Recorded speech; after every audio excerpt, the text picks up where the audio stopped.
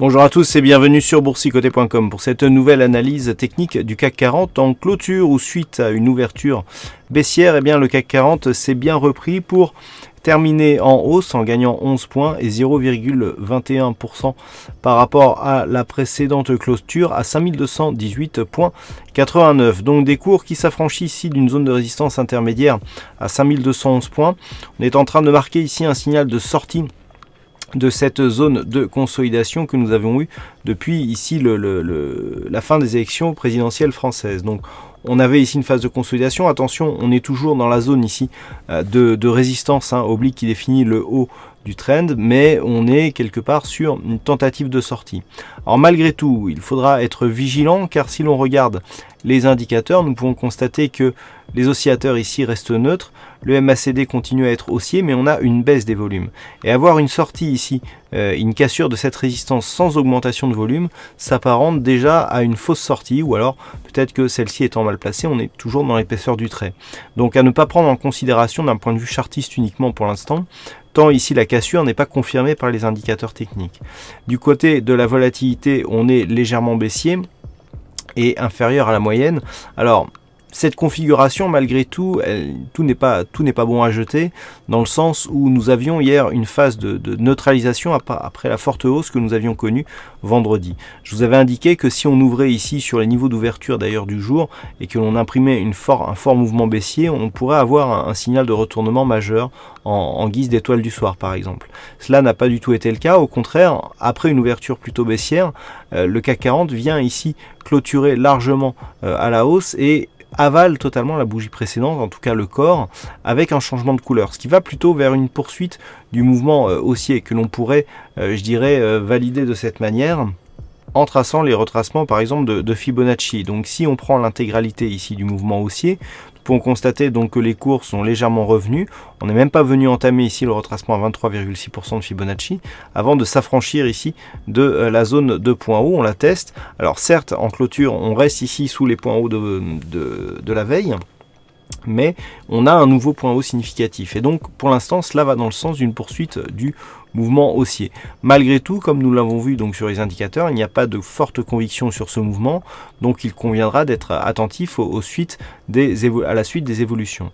Alors, concernant aussi le support oblique moyen terme, de la tendance moyen terme donc que l'on retrouve ici sur l'intégralité de cette tendance.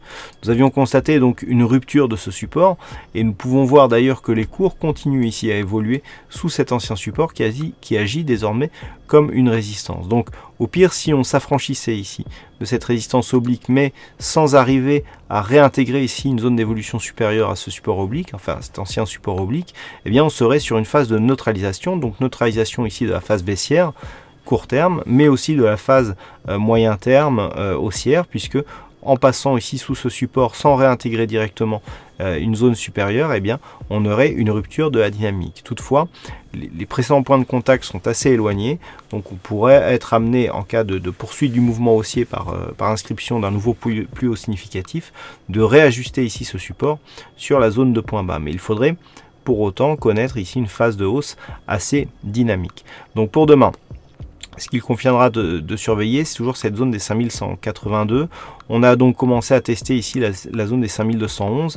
Alors, si on n'a pas trop confiance ici dans ce tracé de résistance oblique baissière, puisque nous sommes aussi perturbés par de nombreux dividendes qui ont été versés depuis le mois de mai et qui donc rendent ce tracé un peu plus hasardeux que dans d'autres périodes, il faudra tout simplement attendre ici la rupture des précédents points hauts significatifs.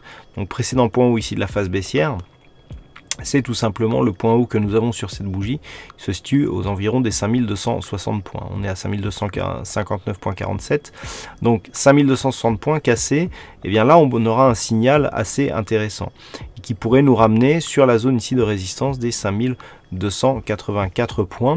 Mais tant que l'on reste ici sous cette zone, au voisinage de cette résistance oblique baissière, eh bien on est sur un mouvement qui certes casse d'un point de vue graphique, mais qui ne présente pas assez de conviction pour nous donner un signal d'impulsion et de retournement de tendance. Voilà ce que l'on peut dire donc sur la configuration actuelle concernant le CAC 40. Alors aujourd'hui il y avait un fixing et c'est Bono qui gagne sur cette session. Bravo à toi Bono. Et concernant les statistiques, alors on a à peu près le même nombre d'occurrences que ce que nous avions hier.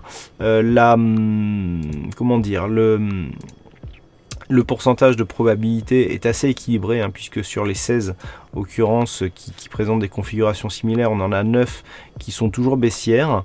Sur le long terme, il semblerait qu'on ait un petit avantage là aussi pour une possible poursuite du mouvement baissier, en tout cas d'un point de vue statistique, mais attention, encore une fois, on a assez peu d'occurrences pour étayer cette statistique. Voilà donc pour cette analyse technique du CAC 40, passez une bonne soirée, de bons trades, et on se retrouve dès demain pour d'autres analyses techniques, toujours sur le site boursicoté.com.